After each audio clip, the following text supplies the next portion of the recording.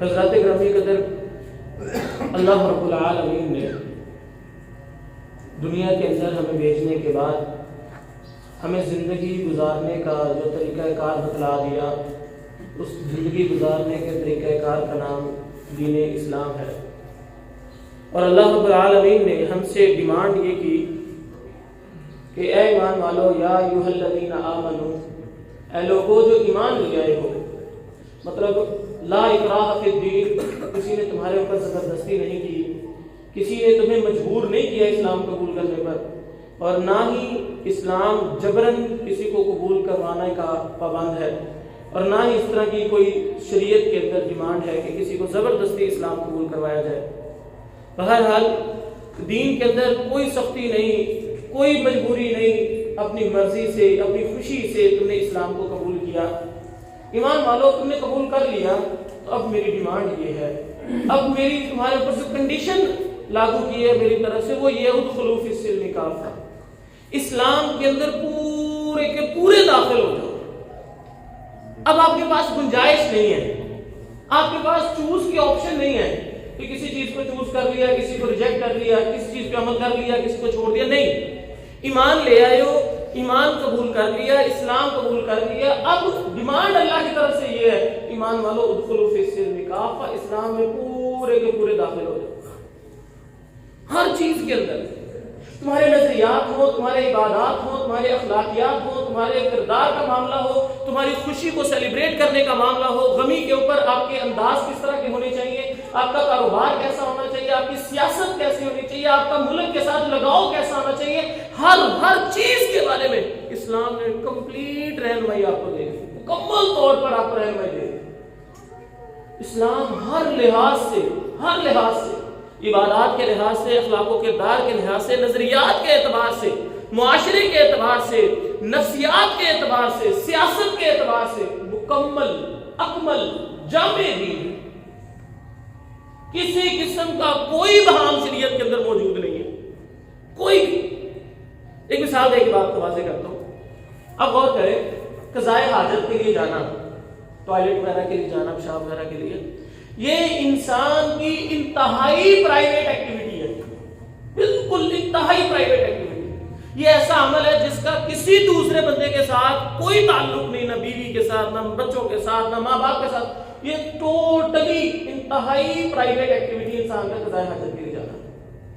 لیکن دیکھیں، اسلام نے جہاں پر بھی آپ کو طریقہ بتلایا، اصل میں اللہ کے نبی صلی اللہ علیہ وسلم کے نبوت سے پہلے جو مکے کے مشرکین کا طرز عمل تھا وہ یہ تھا کہ جب انہوں نے قضائے حاجت کے لیے جانا ہوتا تو 3 4 5 لوگ ٹولیوں کی شکل میں اکٹھے ہوتے، پیشاب کر کے چلے جاتے۔ اس دو اس طرح واش روم تو نہیں ہوتے تھے نا، پیریوں وغیرہ میں جانا ہوتا تھا کھلی جگہوں پہ، تو اکٹھے جاتے ٹولیوں کی شکل میں، اور جہاں جا کر قضائے حاجت کرنی تھی وہاں اکٹھے قریب بیٹھ جاتے، تو ایک دوسرے کے ساتھ مذاق بھی کرتے، ٹھٹھا بھی اڑاتے، شغل مغل لگاتے، ایک دوسرے کے ساتھ باتیں کرتے، وہ میٹنگ پوائنٹ بنا ہوتا ہے۔ یہ ان کا طریقہ کار ہے۔ اللہ کے نبی صلی اللہ علیہ وسلم نے کیا تعلیمات دی؟ صحابی بیان کرتے ہیں کہ اللہ کے نبی صلی اللہ علیہ وسلم نے جب قضائے حاجت کے لیے جانا ہوتا تو ہم سب سے دور چلے جاتے، اکیلے دور، ہماری نظروں سے اوجھل ہو جاتے، اتنا دور جاتے، اکیلے جاتے۔ نظروں سے دور ہونے کے بعد پھر بھی الگ اعلان اوپن جگہ پر نہ بیٹھتے، کسی اوٹ کو تلاش کرتے، کسی چٹان کی، کسی پتھر کی، کسی اور چیز کی، کسی درخت وغیرہ کی، کسی جھاڑی، اوٹ تلاش کر کے چھپ کے اس کی اوٹ میں بیٹھا کرتے۔ اب جب ادھر اوٹ تلاش کر لیتے تو بیٹھنے سے پہلے دعا کرتے، بسم اللہ شروع کرتا ہوں اللہ کے نام سے، اللہم، اے میرے اللہ، انی اعوذ بک من الخبث والخبائث، میں ناپاک جنوں اور جننیوں سے تیری پناہ مانگتا ہوں۔ کیا مطلب کہ اللہ اب میں برہنہ ہونے لگا ہوں، قضائے حاجت کروں گا، ظاہری بات ہے ناپاکی کی حالت میں ہوں گا اور برہنہ بھی ہوں گا، تو یہ سرکش جنوں جننیوں کے لیے بڑا ہی سنہری موقع ہوتا ہے کسی پر حملہ کرنے کا۔ جو انسان پاک صاف رہتا ہے اس کے اوپر جن اتنی جلدی افیکٹ نہیں ڈال سکتے، اثر نہیں کر سکتے۔ تو اللہ، میں قضائے حاجت کے لیے ہونے لگا ہوں، برہنہ ہونے لگا ہوں، اور پھر میں نے ناپاکی کی حالت میں بھی ہونا، اللہ میں تجھ سے پناہ مانگتا ہوں میرے اوپر کوئی سرکش جن یا جننی حملہ نہ کرتے۔ اچھا، بیٹھنے لگے، بیٹھتے وقت بھی اللہ کے نبی صلی اللہ علیہ وسلم اس چیز کا دھیان رکھتے ہیں، باقاعدہ تعلیمات دی کہ بیٹھتے وقت نہ اپنا منہ کعبے کو کرنا ہے، نہ پشت کعبے کو کرنی ہے۔ نہ منہ نہ پشت، کعبے کی طرف نہ فرنٹ ہونی چاہیے نہ بیک ہونی چاہیے. اچھا بیٹھ گیا، قضائے حاجت کرنے لگے. قضائے حاجت سے فارغ ہوئے تو پانی کے ساتھ پاکیہ حاصل کرنی ہے، اور اگر پانی نہیں ملتی تو شریعت نے یہ بھی بتایا، اللہ کے نبی صلی اللہ علیہ وسلم نے فرمایا طاق عدد کے اندر پتھر کو استعمال کرنا ہے، جو مٹی کے ڈھیلے استعمال کرنے ہیں طاق عدد میں کرنے ہیں، 3 5 7 اس طرح ستائی کرنی. کر لی، فارغ ہو گئے، اب کپڑے اوپر کر لیے تو دعا پڑھنی، غفرانک، اللہ میں تجھ سے معافی مانگتا ہوں، میں کچھ لمحوں کے لیے، اگرچہ میری مجبوری تھی، کچھ لمحوں کے لیے میں تجھ سے غافل رہا، میں بدنگی کی حالت میں تھا، میں ناپاکی کی حالت میں تھا، اس لیے تیرا نام نہیں لے سکتا تھا، میں تجھ سے غافل رہا، اس لیے اللہ مجھے معاف کر دے، کمزوری ہے. الحمدللہ اللہ میں شکر ادا کرتا ہوں تو نے مجھے صحت عطا کی. مطلب آپ غور کریں، انتہائی پرائیویٹ ایکٹیویٹی ہے، شریعت نے اس کا بھی پورے کا پورا آپ کو طریقہ بتا دیا. باقاعدہ مکے کے مشرکین صحابہ کرام کا مذاق اڑانے لگے. جب اللہ کے نبی صلی اللہ علیہ وسلم نے قضائے حاجت کا طریقہ بتایا تو انہوں نے مذاق اڑایا، یہ تمہارا کیسا دین ہے، یہ کس طرح کا تمہارا اللہ ہے، یہ کس طرح کا تمہیں اس نے دین دیا ہے، یہ کوئی باتیں نہیں بتانے والی، یہ چھوٹی چھوٹی باتیں بھی بتاتا ہے. تو صحابہ کرام رضوان اللہ مجمعین کہنے لگے الحمدللہ، اللہ کا بڑا کرم ہے، اللہ کا شکر ہے کہ اس نے اتنی چھوٹی چھوٹی چیزوں پر بھی ہماری رہنمائی کر دی. یہ فخر کی بات ہے. جاؤ، میں دعویٰ کرتا ہوں اسلام کے علاوہ کوئی دین لے کر آؤ، کوئی دین، کوئی مذہب، کوئی نظریہ، کوئی ضابطہ حیات، دنیا میں جتنے مذاہب ہیں لاؤ، اس کے اندر اتنی ڈیٹیل سے کسی چیز کی رہنمائی موجود ہو. اللہ کی قسم کھا کے کہتا ہوں، شریعت نے زندگی کے تمام معاملات کا احاطہ کیا ہوا ہے، تمام کے تمام معاملات کے بارے میں رہنمائی کرتی ہے. آپ کو نہیں پتا چلتا تو یہ آپ کا قصور ہے، کسی اہل علم سے پوچھ لو، پوچھو تو صحیح. آج بھی جمعے کے بعد اگر آپ کے ذہن میں کوئی بھی زندگی کا ایسا مسئلہ ہے جس کے بارے میں آپ کو لگتا ہے شریعت نے رہنمائی نہیں کی، بیٹھیں ضرور، جمعے کے بعد ڈسکس کریں گے ہم انشاءاللہ. ہر چیز کے بارے میں شریعت نے بتایا. یہ کیسے ممکن ہے کہ جو شریعت تمہیں قضائے حاجت کا طریقہ بتاتی ہو، وہ شریعت تمہیں عقائد کے معاملے میں رہنمائی نہ کرے؟ کہ تمہارا دل کرے تو کسی چادر کے جا کے کسی جگہ چادر چڑھانا شروع کر دو، تمہارا دل کرے تو کہیں ماتھا ٹیکنا شروع کر دو، تمہارا دل کرے تو جہاں مرضی تم کس کو مرضی اللہ کا شریک کرا لو کہ یہ بھی جائز ہے وہ بھی جائز ہے. کیوں؟ شریعت کی رہنمائی موجود نہیں. یہ ہماری کم بختی ہے. شریعت نے نماز پڑھنے کا مکمل طریقہ بتا دیا، مکمل. یہ ہماری غلطی ہے کہ ہم جس طرح دل کرتا ہے نماز پڑھتے ہیں، جہاں دل کرتا ہے ہاتھ باندھتے ہیں، جہاں جتنا دل کرتا ہے ہاتھ اٹھاتے ہیں، جہاں دل کرتا ہے باندھ لیتے ہیں، جب دل کرتا ہے رمضان کر لیتے ہیں، کسی کا دل کرتا ہے تو چھوڑ دیتا ہے، کسی کا دل کرتا ہے تو جلسہ استراحت کرتا ہے، کسی کا نہیں کرتا. کوئی رکوع کس طرح کر رہا ہے، کوئی کس طرح کر رہا ہے، کوئی جلدی میں کر رہا ہے، کوئی آرام سے کر رہا ہے. یہ کمیاں کوتاہیاں ہماری تو ہو سکتی ہیں، شریعت نے مکمل طور پر ڈیٹیل کے ساتھ ہر چیز بیان کر دی. نہیں یقین آتا جاؤ، میرا دعویٰ ہے صحیح بخاری کو کھولو. دنیا کا کوئی مسلک جو اپنے آپ کو اہل سنہ کہلواتا ہے اور کہہ کر دکھائے کہ صحیح بخاری اور حدیث ہے کہ مطلب ساری حدیثیں صحیح ہیں، صحیح مسلم کی ساری حدیثیں صحیح ہیں، جاؤ کتاب الصلاۃ پڑھ لو. اللہ کی قسم اگر نماز پڑھنے کا پورا طریقہ نہ ملا تو مجھے آ کے بتا دینا کہ سر آپ جھوٹ بول رہے تھے، میں ممبر میں چڑھنا چھوڑ دوں گا. کرو تو صحیح، کوشش تو کرو، ٹائم ہی نہیں ہے آپ کے پاس. غلطی پھر ہماری ہے کہ اسلام کی. اسلام نے روزہ رکھنے کا مکمل طریقہ بتایا، افطاری کب کرنی ہے، لیٹ کرنی ہے کہ نہیں کرنی، سب بتایا. ہماری غلطی ہے کہ ہم اس کو صحیح طرح سے سمجھتے رہے. زکوٰۃ کا اتنا مضبوط نظام دیا، 3 سال صرف اور صرف 3 سال اگر تمام مسلمان صحیح طریقے سے زکوٰۃ ادا کر دیں، پوری دنیا سے غربت ختم ہو جائے، پوری دنیا سے. یہ بات میں اپنی طرف سے نہیں کر رہا. عمر بن عبدالعزیز کا دور دیکھ لو، اس سے پہلے ہر طرف کرپشن کا بازار خوب گرم تھا، بہت ہر طرف خرابیاں تھیں. عمر بن عبدالعزیز خلیفہ بنے، 2 سال اور چند مہینے خلیفہ رہے. 2 سال کے اندر اللہ تعالیٰ نے یہ حالات پیدا کر دیے کہ لوگ اپنا مال لے کر پھر رہے ہوتے تھے، کوئی صدقہ و خیرات لینے والا ہی نہیں ہوتا تھا. یہ ہمارا قصور ہے کہ ہم نے زکوٰۃ بھی دینی ہے، صدقہ و خیرات کرنا بھی ہے، اس کو اس کے صحیح جگہ تک پہنچاتے ہیں. جس کا دل کرتا ہے اٹھ کے پیسے جس کو مرضی پکڑاتے ہیں، یہ طریقہ زکوٰۃ دینے کا. تم دیکھو تو صحیح، اب شوکت خانم کے نام پہ ہمارا پاکستان وزیر اعظم زکوٰۃ کٹھی کر کے دے جاتا. ایمانداری سے بتاؤ، دنیا کے اندر غریب لوگ روٹی سے مار رہے ہیں، تم اپنی زکوٰۃ شوکت خانم میں دے رہے ہو. وہ پرلے درجے کا کنجر گویا گانے تنظیم بنائی ہوئی ہے وہ زکات فنڈ لے جاتا ہے. بڑی بڑی تنظیمیں کھلی ہوئی, آپ کا سارا زکات بڑے بڑے لوگوں سے جتنا زکات مال فنڈ یہ لوگ کھا جاتے ہیں. غریب تک پہنچتا ہے کہاں ہے؟ آپ اپنی ایمانداری سے بتاؤ, اسی علاقے کے اندر جتنے لوگ رہتے ہیں جس کے جتنی زکات بنتی ہے, آپ لوگوں کو تو پتا ہے محلے میں کون کون غریب ہے, کس کے حالات مارے ہیں, کس بندے کی صحیح جاب نہیں ہے, اس کے خرچے بڑی مشکل سے پورے ہو رہے ہیں. آپ کو تو نظر آ رہا ہے کہ آپ کے علاقے میں یہ مسجد ہے, یہاں پہ مدرسہ ہے, غریب بچے پڑھنے آئیں گے, قرآن پڑھنے آئیں گے, یتیم ہے, غریب ہے, مسکین ہے, ان کے لیے کھانے کا بھی بندوبست کرنا پڑ سکتا ہے, ان کے لیے رہائش کا بھی بندوبست کرنا پڑ سکتا ہے, ان کے ماں باپ کے پاس نہیں ہے اتنے, نظر آ رہا ہے. آپ سب لوگ اپنے زکات کو علاقے کے غریبوں میں خود ان تک پہنچائیں. اپنے مسجد کے اندر دیکھیں جہاں جہاں بزرگ لگے اس علاقے کے زکات اچھے طریقے سے خرچ کریں, اس علاقے میں تو غریب رہے گا. ہمارے علاقے کے غریب, ہمارے ہمسایہ غریب, ہمارے محلے میں غریب موجود ہے, ہم پیسے اٹھا کے کسی تنظیم کو پکڑا دیتے ہیں, جاؤ جدھر مرضی خرچ کریں. یہ طریقہ نہیں ہے. یہی وجہ ہے, خرابیاں ہمارے اندر موجود ہیں, ہم اسلام کے اوپر ٹھونک دیتے ہیں. اسلام کا نظام ہر لحاظ سے مکمل, اکمل اور جامع دین ہے. کوئی ایک غلطی نکال کر دکھاؤ, صرف کر کے تو دکھاؤ. اچھا زکات سے آگے چلتے ہیں, حج عمرے کا پورا طریقہ موجود ہے. آگے دیکھتے ہیں, جہاد اسلام کی چوٹی ہے. یہ کیسے ممکن ہے جو شریعت تمہیں قضائے حاجت کے طریقے بتاتی ہو, تمہیں جہاد کے بارے میں طریقہ نہ بتائے کہ جہاد کرنا کیسے, کس طرح جہاد ہوگا.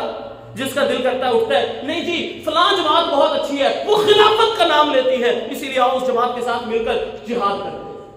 نہیں جی فلاں جماعت بہت اچھی ہے, انہوں نے تو اپنا خلیفہ بھی کھڑا کیا ہوا ہے, وہ تو اس حکم للہ کی بات کرتی ہے, ادھر حکم للہ کی آیتیں فٹ کرتی ہے, آؤ ان کے ساتھ مل کر جہاد کرتے ہیں. کوئی خارجیوں کا ساتھ دے رہا ہے, کوئی داعش کا ساتھ دے رہا ہے, کوئی ٹی ٹی پی کا ساتھ دے رہا ہے, اپنے جسموں کے ساتھ خود کش دھماکے باندھ کے خود کش دھماکے کر رہے ہیں. یہ کہاں کا جہاد ہے؟ وہ اسلام جذباتی دین نہیں ہے. اگر اسلام جذباتی دین ہوتا تو قرآن شعراء سے بھرا ہوتا, شعر ہی شعر ہوتے. اسلام میں کہیں اللہ کے نبی صلی اللہ علیہ وسلم نے شعر و شاعری کو پسند کیا ہو زیادہ, خود شعر و شاعری کیوں, وہ ما ہوا بقول شاعر. اللہ قرآن میں فرماتا ہے یہ کسی شاعر کا کلام نہیں ہے. اللہ تمہارے جذبات سے فائدہ نہیں اٹھانا چاہتا. سوچ سمجھ کے آؤ, جیو تو دلیل کے ساتھ, مرو تو دلیل کے ساتھ. ہر چیز کی رہنمائی موجود ہے, ہر چیز کی. اسی لیے آج یہ بات اپنے ذہن میں رکھ لو, ادخلوا فی السلم کافہ, یہ اللہ کی ڈیمانڈ ہے. اسلام میں پورے کے پورے داخل ہونا ہے. ہر تعلیمات ہمارے اوپر موجود ہے. طلب العلم فریضۃ علی کل مسلم. اس حدیث کو فٹ بھی ایسے کیا جائے گا کہ جس انسان کی زندگی میں جو معاملہ پیش آ جائے وہ پہلے اس کے بارے میں علم حاصل کرے, پھر اس کے اوپر اپلائی کرے, پھر اس کے مطابق عمل کرے. ایک بندہ مثال کے طور پر تاجر نہیں ہے, وہ ٹیچر ہے, اس کو کوئی ضرورت نہیں ہے تجارت کے احکام پڑھنے کی, نو پرابلم, کوئی ایشو نہیں ہے. نماز ہر بندے نے پڑھنی سی, نماز کا احکام سیکھنا ہر بندے کا فرض ہے. جو آپ کی زندگی کا معاملہ ہے اس کے اندر ایک بندے کی زندگی میں لڑائی نہیں ہوئی, طلاق وغیرہ تو اس کو نہیں اس طرح کی کبھی نوبت آئی, بڑے اچھا زندگی گزری, تو کوئی ضرورت نہیں اس کو طلاق کے بارے میں شرعی مسئلہ حاصل کرنے کی, نہیں پتا کوئی بات. لیکن جو چیز تمہارے اوپر آ جائے, تمہارے اوپر مسلط ہو جائے, پھر فوراً اس کے بارے میں شرعی علم حاصل کرنا تمہارے اوپر فرض ہو جاتا ہے. صحابہ کرام کی باقاعدہ مثالیں ملتی ہیں. صحابی کھڑے, معاملہ آ گیا, فوراً وہ سواری پکڑی, فوراً اللہ کے نبی صلی اللہ علیہ وسلم کے پاس آئے, کہا اللہ کے رسول میرے اوپر یہ معاملہ پیش آ گیا, میں کیا کروں؟ اللہ کے نبی نے طریقہ بتایا, اس طریقے کے مطابق جا کے اس نے کام کیا. یہ اس حدیث کا مطلب ہے کہ جیو زندگی کے معاملے کے اندر تمہیں کوئی معاملہ مسلط ہو گیا, اب اس کا علم سیکھنا تم پر فرض ہے. ایک تاجر آدمی اس پر فرض ہے تجارت کے مسائل سیکھنا. ایک معلم آدمی کو فرض ہے کہ اسلام نے معلم کا کیا طریقہ سکھلایا, سیکھو, اس کے مطابق زندگی گزارو, نو پرابلم. بس اتنا سا اسلام. اور پھر اللہ رب العزت نے ہاں یہ اصول بھی دے دیا, لا یکلف اللہ نفسا الا وسعها, کہ اگر تم پریشان ہو, تمہارے اندر اتنی استطاعت نہیں ہے, اتنی وسعت نہیں ہے, تو اللہ تعالیٰ تمہیں مکلف نہیں کرتا. دیکھو نا, تمہارے سامنے ایک بندہ بھوکا مر رہا ہے, لیکن تمہارے پاس پیسے ہی نہیں ہے صدقہ خیرات کرنے کے لیے, تمہارے پاس خود پوری روٹی ہے, تو تم اس کو نہیں دیتے, تو تم مکلف نہیں, اللہ تم سے نہیں پوچھے گا. پوچھے گا تب کہ صبر کر رہے تھے, پانی تھا, ایکسٹرا تھا, تمہاری پیاس سے ہٹ کر تھا, تمہارے سامنے ایک بندہ پیاسا تڑپ رہا تھا, تم نے اس کو پانی نہیں دیا, پھر اللہ پوچھے گا تیرے پاس ایکسٹرا پانی پڑا تھا, کیوں نہیں دیا اس کو. سمجھے اس بات کو؟ تو میرے بھائیو, اسلام ایک مکمل اکمل جامع دین ہے. ذہنوں میں یہ بات اچھی طرح راسخ کر لیں, کسی جگہ پر کوئی کمی کوتاہی نہیں ہے. اگر آپ کو لگے ضرور بیٹھیں کسی اہل علم سے پوچھ لیں، ہر چیز کے بارے میں بتاتا ہے. اس لیے آج کے بعد یہ شکوہ نہ کرنا کہ اللہ یہ فلاں مسئلہ تھا، اس میں مجھے پتا نہیں تھا. جہالت اللہ کے سامنے عذر نہیں بنتی. قیامت کا دن ہوگا نا، جنتی جنت کے دروازے پر جب آئیں گے اور جہنمی جہنم کے دروازے پر آئیں گے تو اللہ تعالیٰ قرآن پاک میں فرماتے ہیں وَسِيقَ الَّذِينَ كَفَرُوا إِلَى جَهَنَّمَ زُمَرًا حَتَّى إِذَا جَاءُوهَا فُتِحَتْ أَبْوَابُهَا وَقَالَ لَهُمْ خَزَنَتُهَا أَلَمْ يَأْتِكُمْ رُسُلٌ مِّنكُمْ يَتْلُونَ عَلَيْكُمْ آيَاتِ رَبِّكُمْ وَيُنذِرُونَكُمْ لِقَاءَ يَوْمِكُمْ هَٰذَا قَالُوا بَلَىٰ وَلَٰكِنْ حَقَّتْ كَلِمَةُ الْعَذَابِ عَلَى الْكَافِرِينَ. جہنم کے دروازے پوچھیں گے تمہارے پاس کوئی اللہ کا رسول نہیں آیا تھا جو تمہیں اللہ کی آیتیں پڑھ پڑھ کر سناتا؟ آگے سے کافر کہیں گے آیا تھا، ہمیں آواز تو پہنچتی تھی کہ آخری نبی آ چکا ہے، یہ ہمارا نبی ہے، اس نے ہمیں یہ تعلیمات کی، پتہ تو تھا. آگے سے رشتے کہ قالوا بلا ولکن حقت کلمۃ العذاب الکافر، ضروری ہے، تمہارا حق بنتا ہے، تمہارے اوپر ضروری ہے کہ تمہیں عذاب دیا جائے، سزا دی جائے. نبی آیا تیرے رب کا پیغام لے کر آیا، تم نے اپنے رب کے پیغام کی طرف توجہ ہی نہ دی، چل جا. ہمارے نبی آ چکے، تعلیمات آ چکی، ہم نہیں سیکھتے تو یہ ہمارا قصور ہے، اللہ کے سامنے عذر پیش نہیں کر سکتے. یاد رکھنا جہالت اللہ کے سامنے عذر نہیں ہے. اور اسلام مکمل دین ہے، ہر چیز کے بارے میں چونکہ بتاتا ہے، اسی لیے آپشن ہی نہیں ہے ہمارے پاس. اللہ تعالیٰ نے نا ہمیں پیدا کس طرح کیا؟ عبد. اللہ تعالیٰ نے نا ہم سے وعدہ لیا، قرآن میں آتا الست بربکم قالوا بلی. اللہ نے جب ہماری روحوں کو پیدا کیا تو ہم سے پوچھا، ہماری روحوں سے الست بربکم، مجھے رب مانتے ہو؟ ہماری روحوں نے وعدہ کیا تھا ہاں قالوا بلی، مانتے ہیں. اب ایماندار سے تو کسی کو یاد ہے تو اللہ کے سامنے پیش ہو کہ اس نے وعدہ کیا ہو؟ نہیں. اللہ نے اس وعدے کو ہماری خصوصیت بنا دی، ہماری زندگی میں شامل کر دی، ہماری باڈی کی ریکوائرمنٹ رکھ دی. اللہ نے ہم کو عبد بنا کے پیدا کر دیا. کوئی انسان بغیر رب کے رہ ہی نہیں سکتا. ہر انسان کا کوئی نہ کوئی رب ضرور ہوتا ہے. عبد ہے نا، پہلے ہی عبد ہوئے. عبد کہتے ہیں بندے کو، غلام کو. ہم تو غلام پیدا ہوئے. غلام کے پاس کوئی آپشن ہوتی ہے کہ غلام اپنے مالک کے سامنے مرضی کرے، نہیں میں نے یہ کرنا یہ نہیں کرنا؟ مالک کی مرضی چلتی ہے یا غلام کی مرضی چلتی ہے؟ مالک کی مرضی چلتی ہے.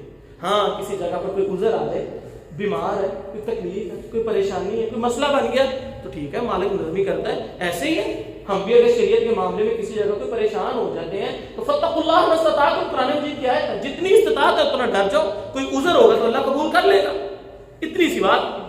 لیکن اللہ نے ہمیں غلام پیدا کیا اور غلام کے پاس آپشن کی چوائس ہوتی ہی نہیں ہے، آپشن ہوتے ہی نہیں ہے. رب تو ہم بناتے ہیں. کسی نے اپنے رب اللہ کو بنایا ہوا ہے، کسی نے رب اپنے کاروبار کو بنایا ہوا ہے، کسی نے رب اپنے پیسے کو بنایا ہوا ہے، کسی نے رب اپنے آباء و اجداد کو بنایا ہوا ہے.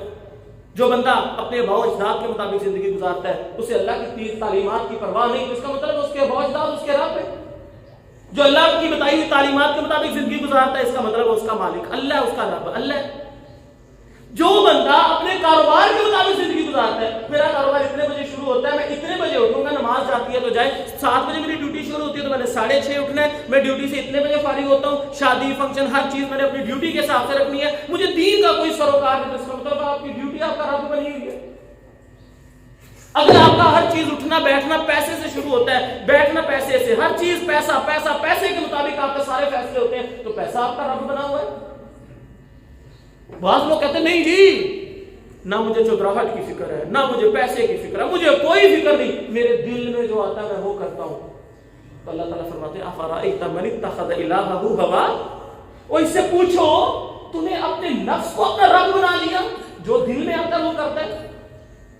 رب تو ہم بناتے ہیں کسی نہ کسی کے مطابق ہم زندگی گزارتے ہیں. ہم اللہ الصمد نہیں ہے، اللہ بے نیاز ہے، ہم بے نیاز نہیں ہیں. یہ اللہ کی صفت ہے بے نیاز ہونا.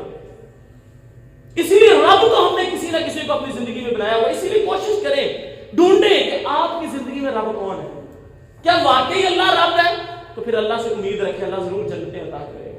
اور اگر اللہ رب نہیں تو پھر اللہ سے امیدیں بھی اس طرح کی مت رکھو. اور یہ بات بھی ذہن میں رکھیے گا، ادخلوا فی السلم کافہ، پورا داخل ہونا ہے نا، تو ہمارے پاس آپشن نہیں بچی. ایسا نہیں ہو سکتا کہ ہم یہ کام کریں اور یہ چھوڑ دیں. اس میں کوئی دوسری رائے نہیں ہے کہ اللہ بڑا غفور الرحیم ہے، بڑا ہی غفور الرحیم ہے. وہ واقعی صحیح بخاری کی حدیث ہے. اللہ کے نبی صلی اللہ علیہ وسلم نے فرمایا اللہ رب العالمین نے ایک فحشہ عورت کو ایک بلی کو یا کتے کے بچے کو پانی پلانے کی وجہ سے جنت عطا کر دی. بالکل ٹھیک ہے, ایک کتے کے بچے کو پانی پلانے کی وجہ سے جنت عطا کر دی. تو اللہ کے بندو یہ کیوں بھول جاتے ہو, وہ اللہ جو اتنا غفور الرحیم ہے وہ جبار اور قہار بھی بہت ہے.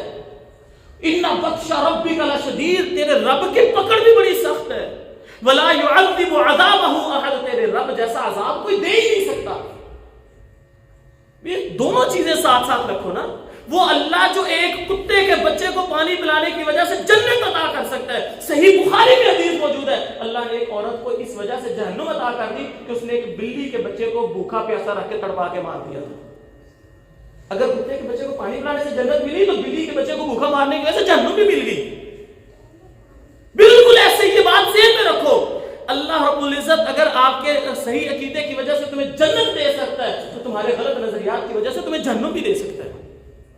ہو سکتا ہے اللہ کو تمہاری کوئی ایک نماز پسند آ جائے, اس نماز کی بدلے تمہیں جنت مل جائے. یہ بھی عین ممکن ہے کہ کوئی ایک نماز اللہ کو تمہاری اتنی بری لگے کہ تمہارے سارے عمل برباد کر کے وہ نماز تمہارے لیے جہنم کا بالن بن جائے.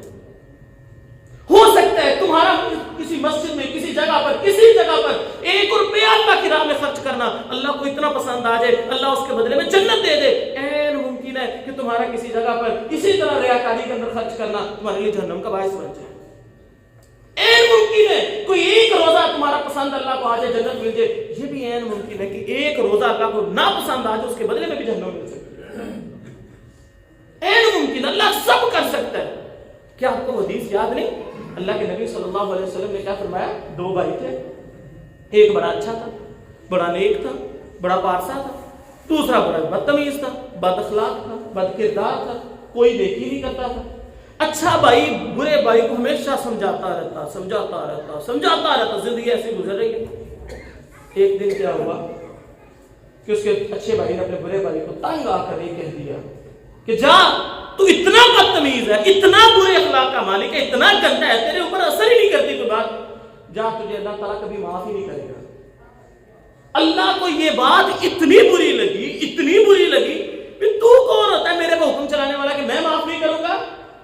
اللہ رب العالمین نے اس نیک آدمی کے ساری نیکیاں اس ایک بات کی وجہ سے ضائع کر کے اس کو جہنم میں پھینک دیا, اور جس کے بارے میں اس نے کہا تھا تجھے اللہ معاف نہیں کرے گا, اللہ کہتا ہے میں نے اس کو معاف کر دیا, مجھے کوئی روک کے دکھایا اور اس کو جنت میں ڈال دیا.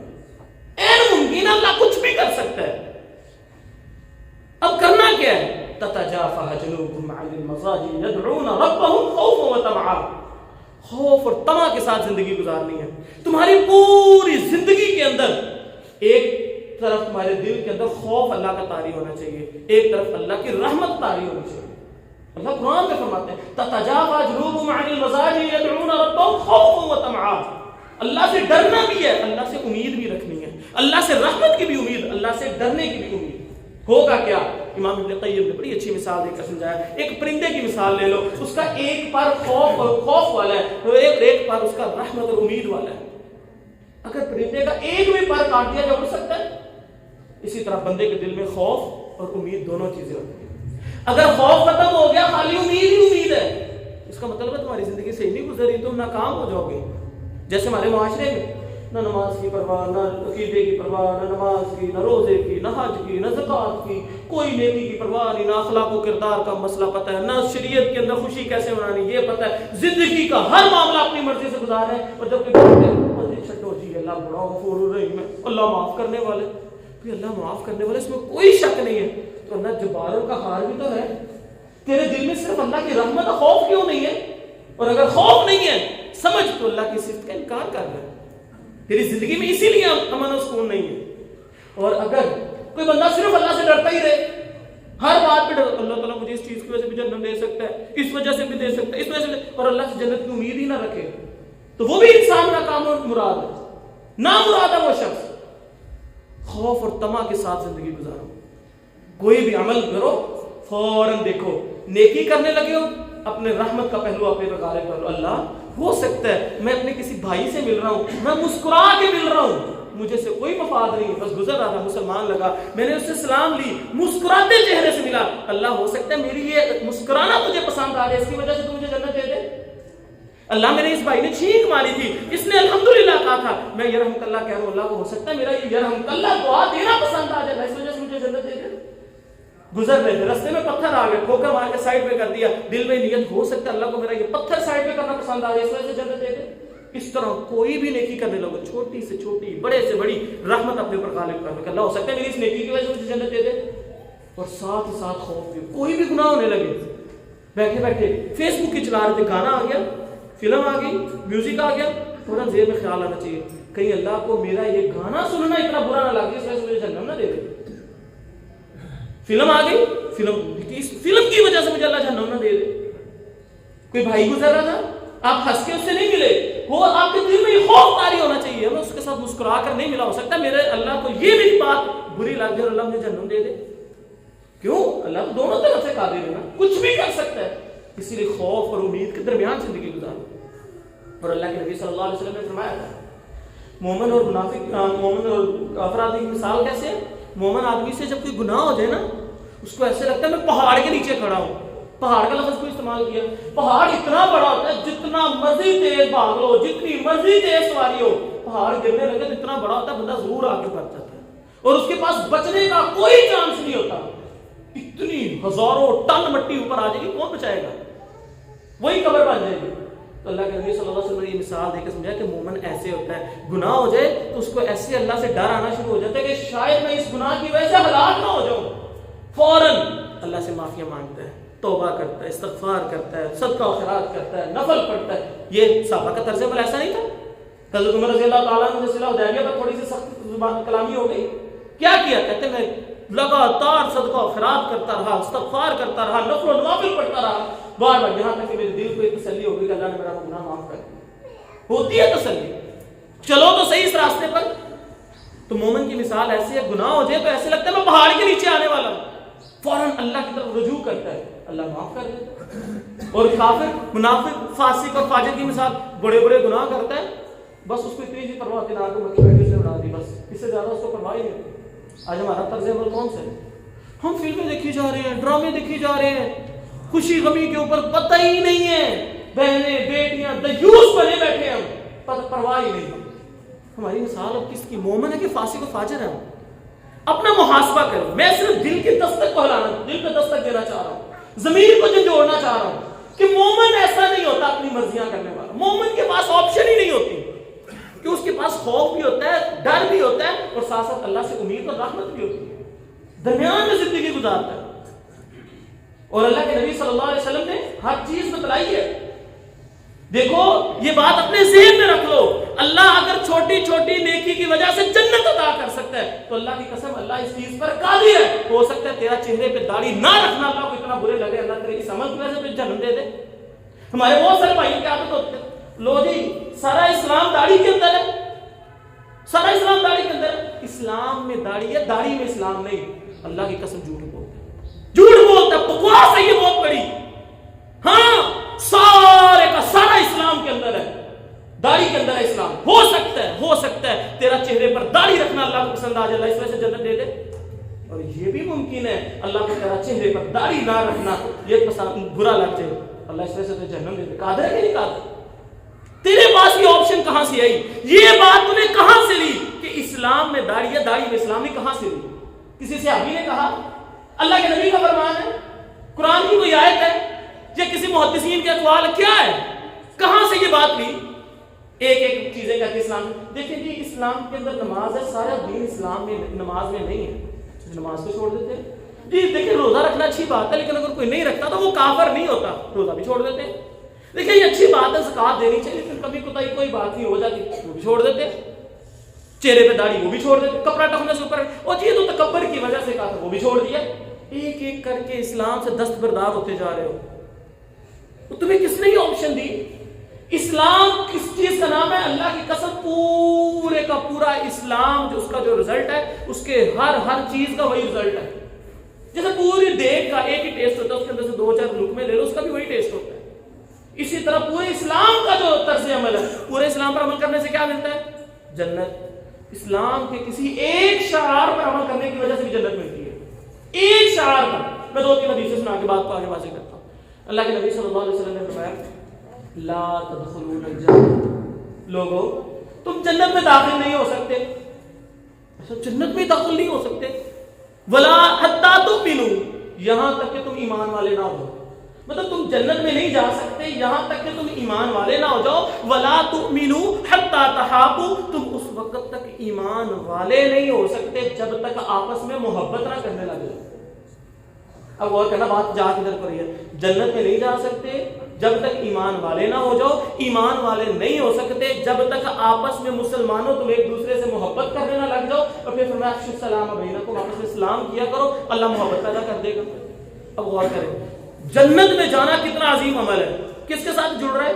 سلام لینے کے ساتھ. کہ تم سلام لیا کرو، اللہ محبت ڈال دے گا. جب مسلمانوں کی محبت تمہارے دل میں آ جائے گی، تم ایمان والے بن جاؤ گے، تمہیں جنت داخلہ مل جائے گا. اب بتاؤ کتنا بڑا عمل تھا. ایک چھوٹی سی چیز کے پیچھے اللہ نے اس کو جوڑ دیا. اس کا مطلب ہے اسلام لو، محبت پیدا ہوگی، ایمان والے بن جاؤ گے، جنت میں چلے جاؤ گے.